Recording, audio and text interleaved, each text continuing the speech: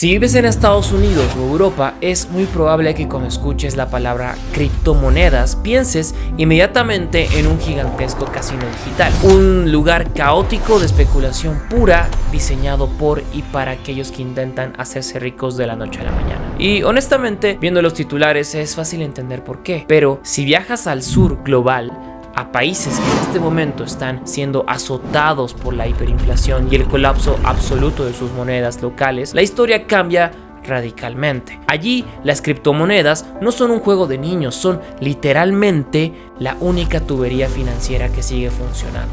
Son pura y dura supervivencia económica. Durante años pensamos que los gobiernos más poderosos del mundo iban a destruir a las criptomonedas, pero hoy, en pleno 2026, la verdad es mucho más oscura y fascinante. Estados Unidos no está destruyendo el mundo cripto, lo está asimilando, lo está utilizando como un caballo de Troya silencioso para mantener la hegemonía mundial del dólar y financiar su propia deuda. En este video vamos a desentrañar el fenómeno de la dolarización en la sombra. Veremos cómo el colapso de un país entero forzó una revolución tecnológica inesperada y cómo Washington diseñó una jugada maestra para dominar el futuro del dinero. Para entender esta jugada maestra geopolítica, primero tenemos que entender el caos absoluto que le originó. Acompáñame a examinar el caso de estudio más dramático y perfecto de este año 2026, el Estado Plurinacional de Bolivia.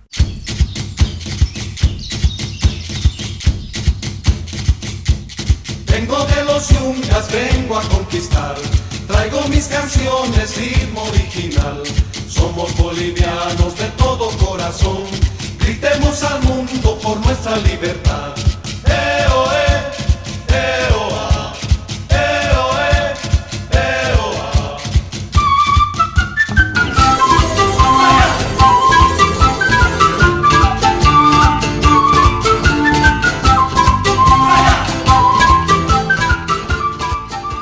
Bolivia no solo es un país en crisis, es un microcosmos del fallo sistémico del dinero fiduciario, del dinero de papel. Lo que está pasando ahí nos muestra de forma cruda exactamente qué ocurre cuando a un estado se le acaba el dinero en efectivo. Durante casi 2 décadas, Bolivia vivió una poderosa ilusión de estabilidad. Exportaban muchísimo gas natural y gracias a esos inmensos ingresos en dólares, el gobierno pudo mantener un tipo de cambio fijo inamovible, 6.96 bolivianos por cada dólar. Esto daba a los ciudadanos un poder adquisitivo artificialmente alto, permitiéndoles importar tecnología, vehículos y bienes de consumo a precios muy accesibles. Pero debajo de esa superficie de prosperidad había un fallo estructural catastrófico. Tras la nacionalización de los hidrocarburos, la inversión extranjera en exploración se desplomó. Las reservas de gas empezaron a envejecer y finalmente a agotarse. En un giro devastador, Bolivia pasó de ser un orgulloso exportador de energía a tener que importar gasolina y diésel desesperadamente para mantener su mercado interno funcionando.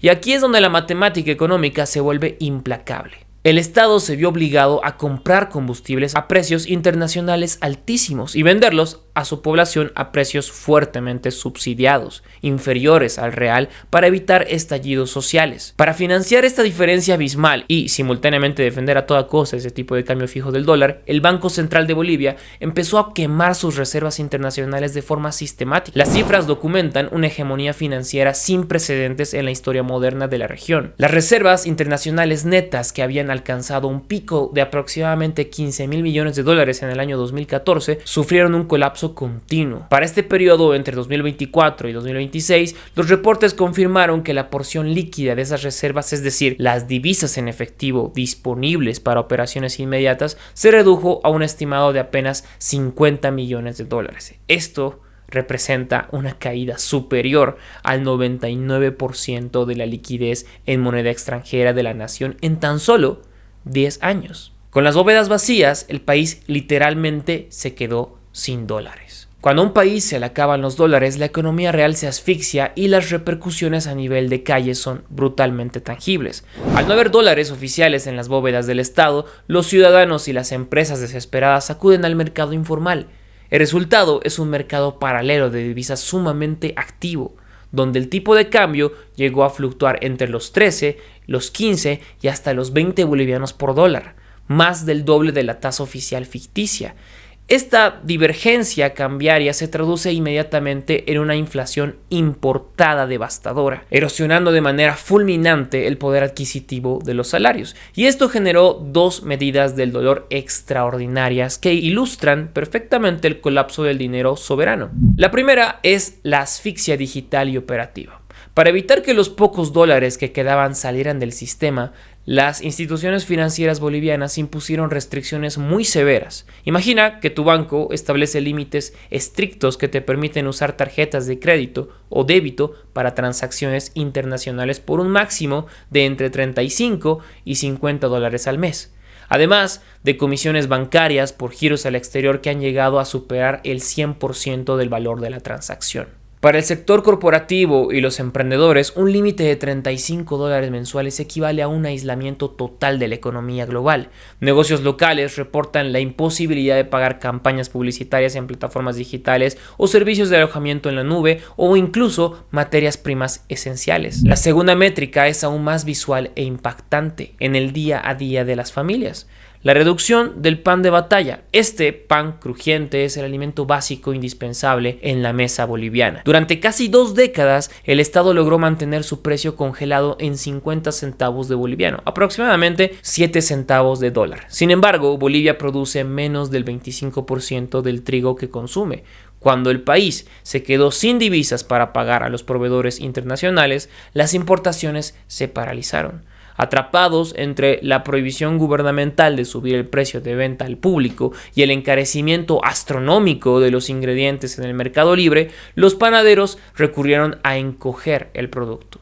El tamaño histórico del pan de batalla, que solía pesar entre 100 gramos y 120 gramos, se redujo progresivamente. A principios de año bajó a 80 gramos. Luego a 70 y para este primer trimestre de 2026 ha colapsado a apenas 60 gramos. Esta contracción física del 40% en la masa del producto crea una metáfora visual inmejorable de la inflación oculta. Los ciudadanos describen el nuevo pan como comer un poco de aire o como una hostia de comunión que ya no sustenta, obligando a las familias a comprar el doble de unidades. Es la cruda realidad de la inflación ocultada detrás de un precio nominal congelado. Y todo porque el dinero fiduciario nacional ha fallado. Atrapados en esta pesadilla inflacionaria, la verdadera lección no radica exclusivamente en el diagnóstico del colapso macroeconómico. Lo asombroso es la extraordinaria adaptación tecnológica que este caos ha forzado. ¿Se rindieron los ciudadanos y las empresas? No. Hicieron algo pragmático y radical. Dirigieron una migración masiva y desesperada hacia la infraestructura criptográfica. Y quiero que esto quede muy claro. No adoptaron Bitcoin para hacerse ricos especulando. Adoptaron stablecoins como USDT o USDC, criptomonedas directamente ancladas al valor del dólar estadounidense para sobrevivir. Este fenómeno demuestra que las criptomonedas han dejado de ser un activo de nicho para transformarse en la infraestructura de supervivencia indispensable en países donde el dinero fiduciario colapsa. El punto de inflexión legal se produjo a mediados de 2024, reconociendo la inutilidad de intentar prohibir un ecosistema que la población ya utilizaba clandestinamente. El Banco Central de Bolivia levantó una prohibición estricta sobre el comercio de criptoactivos. La respuesta del mercado a esta legalización fue un estallido estadístico sin precedentes. Las transacciones con activos virtuales experimentaron un salto hiperbólico del 630% interanual en apenas un semestre. La dinámica de supervivencia empresarial se ilustra perfectamente a través del comercio de igual a igual, el P2P. Importadores tradicionales que antes dependían de cartas de crédito bancarias se encontraron de la noche a la mañana imposibilitados de pagar a sus proveedores. Grandes empresas agrícolas que importaban el 99% de sus insumos vitales para la producción de alimentos se vieron obligadas a adoptar un intrincado flujo de trabajo criptográfico. Utilizando plataformas globales como Binance, estas empresas compran cientos de miles de dólares en USDT, pagando con moneda local a la tasa de cambio del mercado paralelo. Luego, transfieren estos dólares digitales a bancos internacionales amigables con las criptomonedas, donde se liquidan a dólares fiduciarios tradicionales y se envían finalmente a las cuentas de los proveedores en Noruega, en China o en Argentina. Es engorroso, pero representa la única vía arterial abierta para mantener abastecida a la nación. A nivel ciudadano y de la pequeña empresa, la asfixia de los 35 dólares mensuales en tarjetas de crédito han impulsado la adopción meteórica de soluciones financieras descentralizadas. El ejemplo más notable es la proliferación de la aplicación Meru, una billetera digital transfronteriza construida sobre blockchain. A través de la aplicación, los usuarios depositan bolivianos locales que son convertidos automáticamente a dólares digitales operando a las tasas de cambio de libre mercado. Una de sus funciones más críticas es proveer tarjetas de crédito virtuales fondeadas exclusivamente con stablecoins. Con ellas, los ciudadanos pueden retomar su participación en la economía global, importando bienes de consumo a través de gigantes del comercio electrónico como Amazon o Alibaba y pagando servicios esenciales internacionales que rechazan categóricamente los plásticos emitidos por los bancos bolivianos insolventes. Pero la verdadera capitulación, el momento en que te das cuenta que el mundo ha cambiado para siempre, vino de las instituciones. Ante la innegable realidad de que el dólar fiduciario físico era inaccesible, el propio Estado boliviano autorizó a su empresa estatal de energía YPFB a utilizar activos virtuales para el pago de importaciones de combustibles. Esta maniobra representa un paradigma histórico. Es la primera vez que una entidad soberana de la región recurre explícitamente a la infraestructura descentralizada para garantizar la seguridad energética nacional. Y en el sector privado de alto valor, gigantes transnacionales de la industria automotriz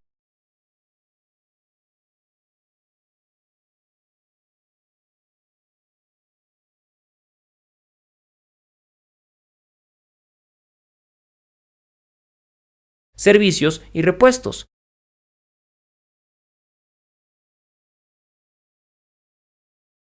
Mediante un código QR desde sus teléfonos móviles, esquivando por completo la falta de dólares en papel. El dólar de papel murió y el dólar digital privado tomó su lugar. A esto se le llama dolarización en la sombra y está pasando también en Argentina, en Nigeria y en Turquía. Y está operando desde la base misma de la pirámide económica del sur global. Y aquí es donde la historia da el giro geopolítico definitivo. Mientras este microcosmos de supervivencia y adopción radical se desarrolla en las calles del sur global, ¿qué estaban haciendo en Washington DC? En el pasado, la narrativa dominante entre los reguladores norteamericanos contemplaba a los criptoactivos como una amenaza a la soberanía monetaria y un vehículo para la evasión de sanciones y el lavado de dinero. Pensábamos que Estados Unidos odiaba las criptomonedas, pero la realidad de la adopción masiva en países como Bolivia o Nigeria ha iluminado una verdad oculta. Las stablecoins representan el mecanismo más eficiente jamás creado para proyectar y expandir la hegemonía del dólar estadounidense a nivel mundial. Mientras bloques geopolíticos competidores como los BRICS redoblan sus esfuerzos por desdolarizar el comercio internacional mediante acuerdos bilaterales en monedas locales, el gobierno de los Estados Unidos ha optado por un pragmatismo agresivo. En lugar de destruir las redes de stablecoins, la política estadounidense actual busca incorporarlas, regularlas y transformarlas en una herramienta de política exterior y expansión imperial silenciosa. El hito central de esta estrategia geopolítica es el Genius Act de 2025, firmada como ley por el presidente Trump en julio del año pasado. Esta legislación representa el primer marco federal integral sobre activos digitales en la historia de los Estados Unidos. Lejos de ser un mero esfuerzo de protección al consumidor, el Genius Act está diseñado estructuralmente para integrar el vasto mercado de las stablecoins directamente al balance financiero del gobierno estadounidense. Sus disposiciones técnicas revelan el alcance de esta estrategia. Primero, excluyen agencias históricamente combativas con el sector cripto, como la SEC o la CFTC, y sitúan la supervisión legal de los emisores de stablecoins de pago bajo reguladores bancarios pragmáticos. Pero escuchen con atención, el truco de magia financiera, la directriz más crítica de esta ley, exige que todos los emisores permitidos de stablecoins mantengan un respaldo del 100% de sus activos emitidos en una proporción de 1:1. Crucialmente, estos activos de reserva elegibles se limitan estrictamente a dólares estadounidenses en efectivo y bonos del Tesoro de los Estados Unidos a corto plazo. ¿Entienden la magnitud de esto? Significa que el Genius Act transforma mecánicamente la demanda global de criptoactivos en una demanda masiva de deuda pública estadounidense. Así, cuando una concesionaria automotriz en Bolivia, un agricultor nigeriano o una empresa de software argentina adquiera USDT o USDC para sobrevivir a la inflación de su propio país, está financiando indirectamente y de manera automática el déficit fiscal de los Estados Unidos. Además, para asegurar que el capital permanezca concentrado en manos de los emisores, que a su vez invierten en deuda gubernamental, la ley prohíbe categóricamente el pago de cualquier tipo de interés, remuneración o rendimiento directo a los tenedores finales de la stablecoin. A través de esta arquitectura de vigilancia global y sanciones, donde los emisores deben implementar programas contra el lavado de dinero y la capacidad técnica demostrable para congelar, incautar o quemar los fondos contenidos en cualquier billetera digital a nivel mundial, Washington logra expandir el uso del dólar y cimentar su estatus como moneda de reserva mundial, infiltrando redes comerciales internacionales con alta velocidad y mínimos costos, y evidenciando por completo la necesidad de negociar con bancos centrales o aparatos estatales extranjeros. Es brillante. Es la modernización del imperio financiero. Por supuesto, esta revolución no está libre de batallas internas. A medida que salimos del primer trimestre de 2026, la reestructuración completa del mercado criptográfico estadounidense depende de una segunda legislación monumental, el Clarity Act, aprobado por la Cámara de Representantes en julio del año pasado. El proyecto busca proveer un marco regulatorio definitivo para el resto de los criptoactivos. Sin embargo, se encuentra profundamente estancado en el Senado, empantanado en un laberinto de batallas de lobby y agendas corporativas divergentes.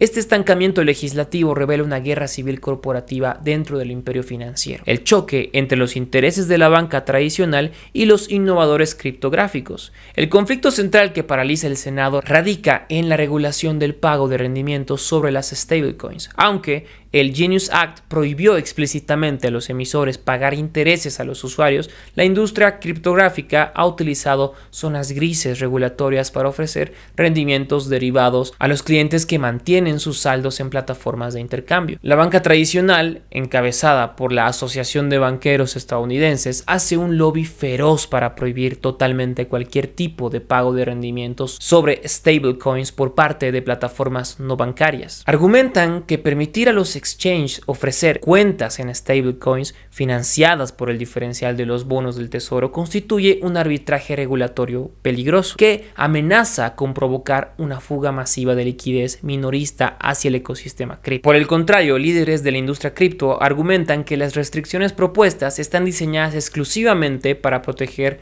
los abultados márgenes de ganancias de los bancos dinosaurios, no para salvaguardar a los consumidores. Insisten en que ahogar este mecanismo destruirá un modelo de negocio innovador que representa casi el 20% de los ingresos trimestrales de las grandes plataformas. La fricción sobre el rendimiento no es el único obstáculo. El Clarity Act también incluye disposiciones antivigilancia que prohíben explícitamente a la Reserva Federal emitir una moneda digital del Banco Central orientada al público minorista. Esta cláusula refleja un consenso político de que la modernización del dólar no debe ser un proyecto estatal centralizado al estilo del yuan digital chino, sino una tarea delegada a emisores corporativos privados altamente regulados bajo el escrutinio de Washington, mientras republicanos y demócratas negocian el destino del Clarity Act de cara a las elecciones de medio término de noviembre de 2026, la transición estructural del dinero global no se detiene. Llegamos al final de este viaje y la conclusión de este análisis profundo revela una paradoja universal e irónica que redefine la comprensión convencional de la macroeconomía contemporánea. Primero, la futilidad de los controles de capital frente a redes descentralizadas. La crisis boliviana demuestra que cuando un estado quiebra y es incapaz de defender la convertibilidad de su moneda, las medidas draconianas como la reducción física del pan de batalla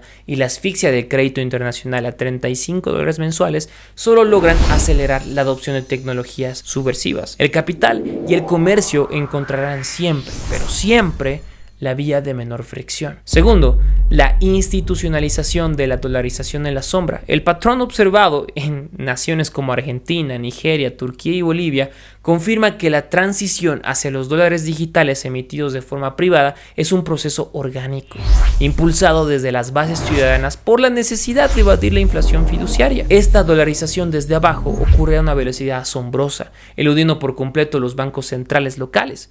Las economías emergentes enfrentan el riesgo severo de perder su autonomía monetaria. Y tercero, la brillantez imperial de la respuesta estadounidense. La implementación del Genius Act de 2025 demuestra una adaptación geopolítica extraordinaria. En lugar de combatir un fenómeno que debilita el control estatal convencional, el gobierno norteamericano ha cooptado a los emisores privados de stablecoins.